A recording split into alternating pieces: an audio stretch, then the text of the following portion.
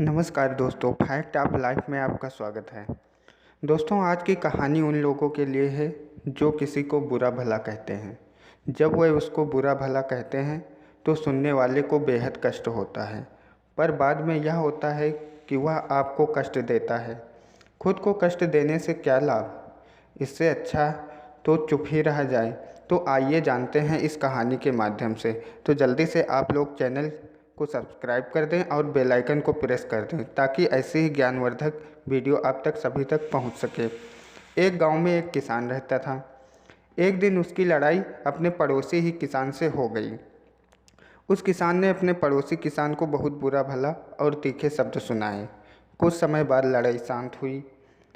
अब अंधेरा छा जाने का समय हो गया था और अंधेरा छा गया। किसान ने खाना खाया और अपने बिस्तर पर लेट गया और उस लड़ाई के बारे में सोच ही रहा था कि अचानक उसके मन में हलचल सी होने लगी और सोचने लगा, हमने बेकार में उस किसान को इतना कुछ सुनाया। यह सोचकर उसको रात भर नींद नहीं आई और अपने आप में छटपटाता रहा। अगली सुबह वह एक साधु के पास पहुंचा और उसने साधु को पूरी घटना बताई। इस पर साधु ने कहा, तुम जंगल जाओ और वहाँ से ढेर सारे पक्षियों के पंख को एकत्रित करके लाओ।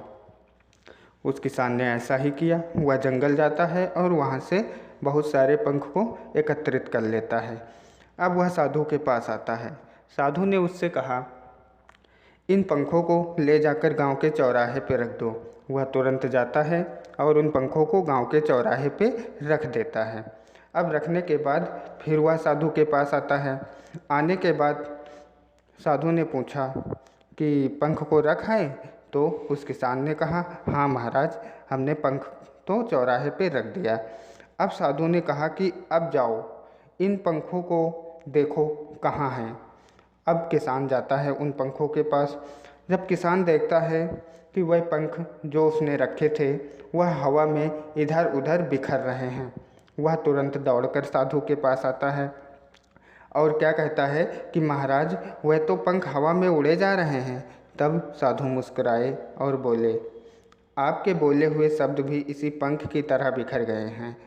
अब उनको वापस नहीं लाया जा सकता है। उस किसान को अपने आप पर लज्जा होने लगी और मन ही अपने आप को कोसने लगा। पश्चाताप के लिए उस किसान से उसने माफ़ी मांगने का निश्चय किया। तब वह घर जा ही रहा था कि अचानक रास्ते में उस किसान से मुलाकात हो गई।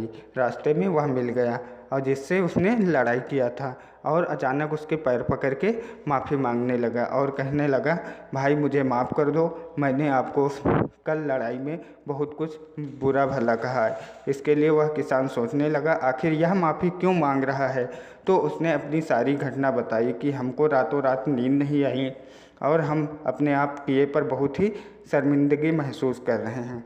दोस्तों, इस प्रकार से इस कहानी से एक नई सीख निकल कर आई। कुछ कड़वा बोलने से पहले याद रखा जाए कि अपने बोले हुए शब्द वापस नहीं आ सकते हैं। इस प्रकार से कड़वा बोलने से वह स्वयं को ही दर्द दे सकता है।